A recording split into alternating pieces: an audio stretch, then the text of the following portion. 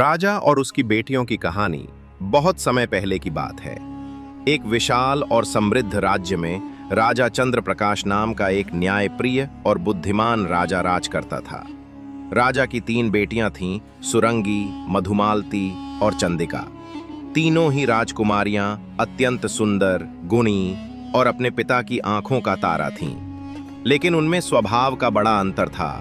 सुरंगी सबसे बड़ी थी, शांत, गंभीर और बुद्धिमान। मधुमालती मध्यम आयु की और हंसमुख स्वभाव वाली थी, जिसे हर कोई उसकी मधुर वाणी के कारण पसंद करता था। सबसे छोटी चंदिका नटखट और जिद्दी थी, परंतु दिल की बेहद साफ और दयालु थी।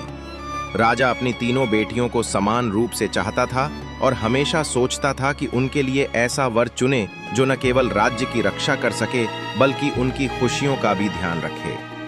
राजा की परीक्षा। एक दिन राजा ने अपने मंत्रियों से कहा, अब समय आ गया है कि मैं देखूं कि मेरी बेटियां जीवन की वास्तविकताओं को कितनी अच्छी तरह समझती हैं। मैं उनकी बुद्धि की परीक्षा लेना चाहता हूं। राजा ने तीनों को अपने पास बुलाया और मुस्कुराते हुए कहा, मेरी प्रिय बेटियों, मैं तुमसे एक प्रश्न पूछना चाहता हूं। बताओ, तुम मुझे कितना प्यार करती हो? सुरंगी ने तुरंत उत्तर दिया, पिताजी, मैं आपको ऐसे चाहती हूँ जैसे धरती को जीवन देने के लिए वर्षा की आवश्यकता होती है। मधुमालती बोली, पिताजी, मैं आपको वैसे चाहती हूँ जैसे एक उपवन में फूल अपनी खुशबू के बिना अधूरे होते हैं। फिर चंदिका की बारी आई। वो कुछ देर सोचती रही और फिर बोली, पिताजी, मैं आपको ऐसे चाहती हूँ जैसे नमक का स्वाद भोजन में होता है। राजा चकित रह गया। उसने पूछा, नमक? इसका क्या अर्थ हुआ? क्या मैं तुम्हारे लिए सिर्फ नमक जितना महत्व रखता हूं?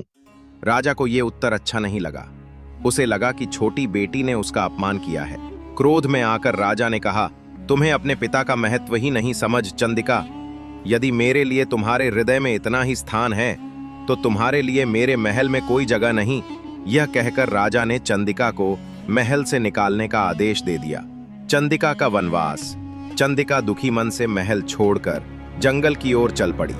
रास्ते में उसे एक बूढ़ा साधु मिला। साधु ने उससे पूछा, बेटी, इतनी रात को अकेली क्यों भटक रही हो? चंदिका ने रोते हुए सारी बात साधु को बता दी। साधु मुस्कुराया और बोला, बेटी, तुम्हारा उत्तर बिल्कुल सही था, परंतु तुम्हारे पिता ने उसका अर्थ नहीं समझा। तुम चिंता मत करो, समय आने पर वे स्वयं समझ जाएंगे। आओ, कुछ दिन मेरे आश्रम में रहो। चंदिका आश्रम में रहने लगी और वहां गरीब बच्चों को पढ़ाना और जंगल के पशुओं की सेवा करना शुरू कर दिया। राजा का बोध। कुछ महीनों बाद राजा के राज्य में अकाल पड़ गया। महल में एक दिन रसोइये ने राजा के भोजन में गलती से नमक डालना ही भूल गया। राजा ने पहला निवाला लिया और उसका चेहरा बिगड़ गया। उसने नाराज होकर कहा, यह भोजन तो बेस्वाद है, इसमें कोई स्वाद ही नहीं। तभी उसे चंदिका की कही बात याद आई, जैसे नमक का स्वाद भोजन में होता है। राजा को अचानक बोध हुआ कि उसकी छोटी बेटी ने कितनी गहरी बात कही थी। नमक छोटा और सस्ता होता है, लेकिन उसके बिना कोई भी व्यंजन स्वादिष्ट नहीं लगता। वैसे ही पिता के बिना बेटी का जीवन अधूरा होता है और बेटी के बिना पिता का हृदय सूना। राजा की आंखों में आंसू आ गए। उसने तुरंत सैनिकों को भेजा और चंदिका को खोजकर वापस लाने का आदेश दिया। परिवार का पुनर्मिलन। कुछ दिनों बाद सैनिक चंदिका को खोजकर महल लाए। राजा ने उसे गले लगाकर कहा, बेटी, मुझे क्षमा कर दो। मैंने तुम्हारे उत्तर का सही अर्थ नहीं समझा और तुम्हें न जाने क्या क्या कह दिया। तुम्हारा प्रेम तो सबसे सच्चा और गहरा था। चंदिका भी अपने पिता से लिपट कर रो पड़ी। महल में चारों ओर खुशी फैल गई। राजा ने राज्य के सभी लोगों को दावत पर बुलाया।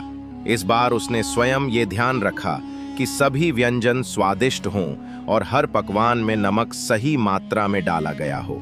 दावत के बाद राजा ने सभी से कहा, आज मैंने जाना कि जीवन में हर छोटी चीज का अपना महत्व है। जो दिखता नहीं वही सबसे बड़ा होता है। मेरी छोटी बेटी ने मुझे यह सिखाया। तीनों बहनों ने भी एक दूसरे को गले लगाया और सबका परिवार फिर से एक हो गया। शिक्षा। इस कहानी से हमें ये शिक्षा मिलती है कि जीवन में हर चीज, चाहे वह कितनी भी छोटी क्यों ना हो, का अपना महत्व है। कभी भी किसी के प्रेम या भावना को उसके शब्दों से मत तौलो, बल्कि उसके अर्थ को समझो।